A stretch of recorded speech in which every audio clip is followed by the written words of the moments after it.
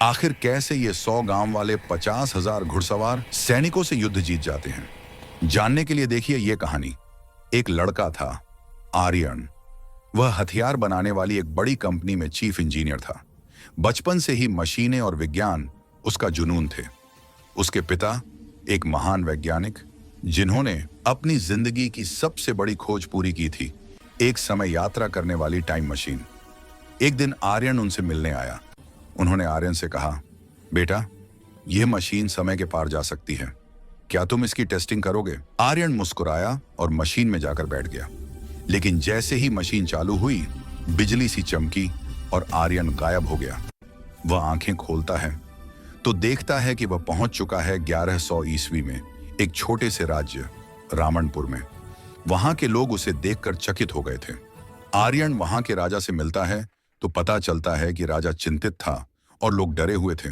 राजा ने कहा, 5 दिन बाद 50,000 दुश्मन सैनिक हमारे राज्य पर हमला करने वाले हैं और मेरे पास सिर्फ 100 सैनिक हैं। हम उनका कैसे मुकाबला करेंगे? आर्यन कुछ पल सोचता है, फिर मुस्कुराता है। महाराज, अगर आप मेरा साथ दें तो मैं आपके राज्य को बचा लूंगा। राजा हैरान था, लेकिन उसकी आंखों में उम्मीद की चमक लौट आई। आर्यन ने राज्य के लोहारों और कारीगरों को कार्यशाला में इकट्ठा किया। उसने उन्हें बंदूकें और मशीन गन के स्केच और डायग्राम दिखाए।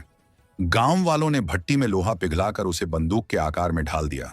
देखते ही देखते गांव वालों ने कई बंदूकें और मशीन गन की रूपरेखा तैयार कर ली।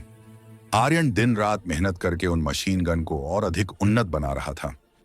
4 दिन की कड़ी मेहनत के बाद उन्होंने बहुत सारी मशीन गनें, राइफलें और रॉकेट लॉन्चर तैयार कर लिए। अब बारी थी इन हथियारों को चलाने की ट्रेनिंग की। आर्यन ने एक प्रशिक्षण शिविर बनाया और गांव वालों को बंदूक पकड़ना व निशाना साधना सिखाया। गांव वाले जी जान से अभ्यास करने लगे। एक दिन में जितनी प्रैक्टिस हो सकती थी, उन्होंने कर डाली। युद्ध से पहले आर्यन युद्ध भूमि का जायजा लेने गया। उसने देखा कि दुश्मन सेना 2 पहाड़ों के बीच से आने वाली है। उस पूरे रास्ते पर उसने गांव वालों की मदद से पेट्रोलियम तेल फैला दिया। युद्ध का दिन आया। युद्ध के दिन 50,000 घुड़सवार सैनिक गांव की ओर बढ़ रहे थे। आसमान में काले बादल छाए थे और धरती उनके टापों से कांप रही थी। मैदान में धूल का समुंदर उठ रहा था। आर्यन ने गांव वालों को पहले से ही पहाड़ी की ऊंची जगहों पर बंदूकों के साथ बैठा दिया था। जब दुश्मन की एक छोटी टुकड़ी गांव में घुसी तो उन्होंने जो देखा, उसकी कल्पना भी नहीं की थी। गांव वालों की ओर से अचानक तेज फायरिंग शुरू हो गई। गोलियां बरसने लगीं और दुश्मन अचानक ही भारी नुकसान झेलने लगे। पहाड़ी पर बैठे लोग लगातार फायर कर रहे थे। देखते ही देखते हर तरफ गोलियां बरसने लगीं। दुश्मन सैनिक गांव वालों तक पहुंच ही नहीं पा रहे थे। कई दुश्मन सैनिक मारे गए, पर उनकी संख्या इतनी अधिक थी कि गांव वालों को भी भारी कठिनाई और नुकसान सहना पड़ा। इसी बीच आर्यन के इशारे पर युद्ध भूमि में फैले पेट्रोलियम ऑयल में मशाल से आग लगा दी गई। पेट्रोल तुरंत आग पकड़ लेता है और जहां आग लगी वहां तबाही मच गई। सैनिक जलकर खाक हो गए। आर्यन और राजा ने एक मीटिंग की और निर्णय लिया कि जीत के लिए दुश्मन सैनिकों को जल्दी परास्त करना होगा, क्योंकि हमारे केवल 50 लोग ही बचे हैं। आर्यन ने तुरंत पहाड़ी की उन सभी ऑटोमेटिक मशीन गन को एक्टिवेट कर दिया जो पहले स्थापित की गई थी, और तबाही का मंजर शुरू हुआ। 70 मशीन गनें एक साथ दहाड़ उठी। गोलियों की गूंज से पहाड़ कांप उठे। हर तरफ मशीन गन चल रही थी और दुश्मनों की संख्या तीव्रता से घटने लगी। अब केवल लगभग 25,000 सैनिक बचे थे, पर आर्यन के पास समय कम था। आखिरकार आर्यन ने रॉकेट लॉन्चर एक्टिवेट कर दिया। रॉकेट जैसे ही निकला, एक भीषण धमाका हुआ, जैसे धरती ने खुद चिल्ला दिया हो। जहां रॉकेट लगा वहीं आग का चक्रवात उठ खड़ा हुआ। धातु और लकड़ी के टुकड़े हवा में उड़ते रहे।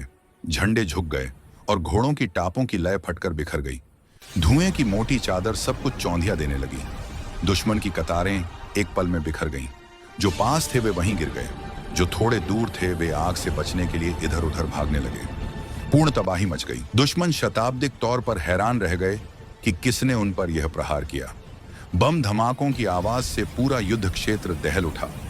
अंत में मात्र लगभग 4,000 सैनिक ही बच पाए।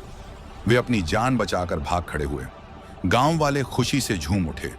उन्होंने आर्यन को कंधों पर उठा लिया। राजा आया और आर्यन को गले लगाकर आभार व्यक्त करने लगा। आर्यन ने राजा और गांव वालों से विदा ली, टाइम मशीन में वापसी की और कुछ ही क्षणों में वह फिर अपने प्रयोगशाला में था। लेकिन उसके हाथों पर अब भी वही रामनपुर की मिट्टी जमी थी, एक सच्ची याद की तरह। चैनल को लाइक करें, शेयर करें और सब्सक्राइब करें।